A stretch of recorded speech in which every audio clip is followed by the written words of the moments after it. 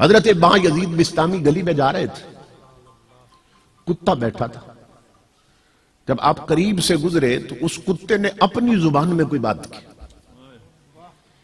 حضرت با یزید وہاں سر پکڑ کے نہ بیٹھ کے رونے لگ گئے. مریدوں نے کہا حضرت کتے نے کیا کہہ دیا؟ آپ نے فرمایا یہ کتا مجھ سے پوچھ رہا تھا کہ با یزید مجھے ایک بات کا جواب دے کہ تیری وہ کیا نیکی تھی کہ مالک نے تجھے انسان بنا دیا، اور میرا کیا جرم تھا کہ مجھے کتا بنا دیا؟ بتائیے ہماری کوئی نیکی تھی کہ اس نے ہمیں انسان بنا دیا؟ اور جانوروں کا کوئی جرم تھا کہ انہیں جانور بنا دیا؟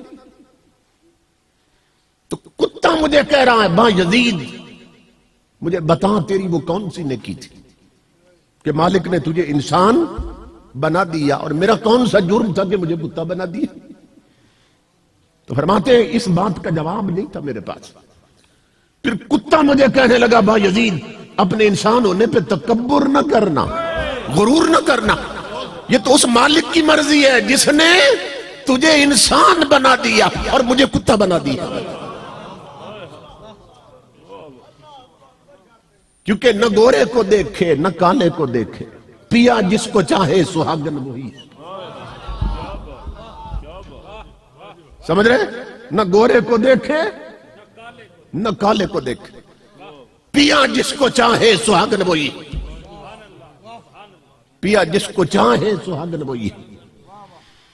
ایمان سے بتائیے کہ مخلوق ہونے کے اعتبار سے کتا اور بکری برابر ہے کہ نہیں ہے؟ مخلوق ہونے کے اعتبار دونوں مخلوق ہے نا. کس کی؟ اللہ کی. دونوں کا خالق کون ہے؟ اللہ. بکری بھی اسی نے پیدا کی اور کتا بھی، اور شیر بھی اسے نے پیدا کیا.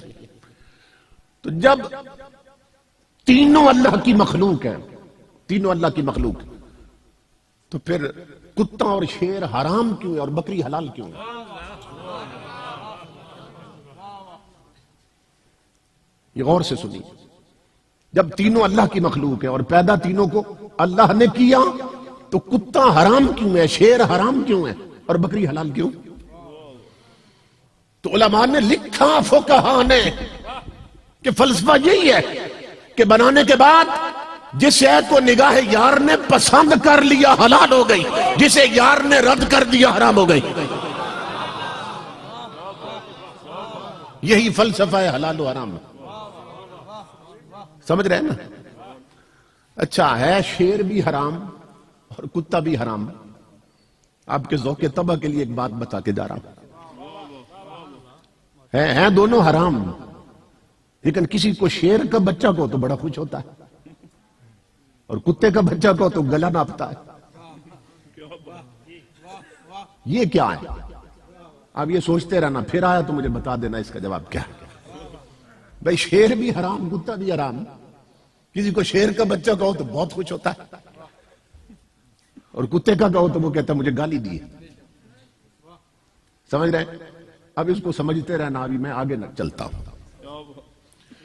امام الانبیاء کے غلام، یہی فلسفہ ہے حلال و حرام. نگاہ یار نے جسے پسند کر لیا حلال ہو گیا، جسے رد کر دیا حرام ہو گیا.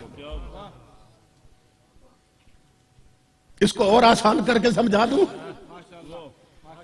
امام الانبیاء کے غلام ہو، مکے کا وڈیرا ہے، رنگت بڑی گوری ہے، شملہ بڑا اونچا ہے، ذات بھی اونچی ہے، سردار ہے، اور نبی کا سگا چچا ہے ابو لہب. سمجھ رہے؟ مگر نگاہ یار نے رد کر دیا تو جہنم کا ایندھن بن گیا. ادھر حبشہ کا بلال ہے، رنگت کالی ہے، ناک چپٹی ہے، آنکھیں چھوٹی ہیں. نگاہ یار نے پسند کر لیا تو جنت کا مالک ہو گیا.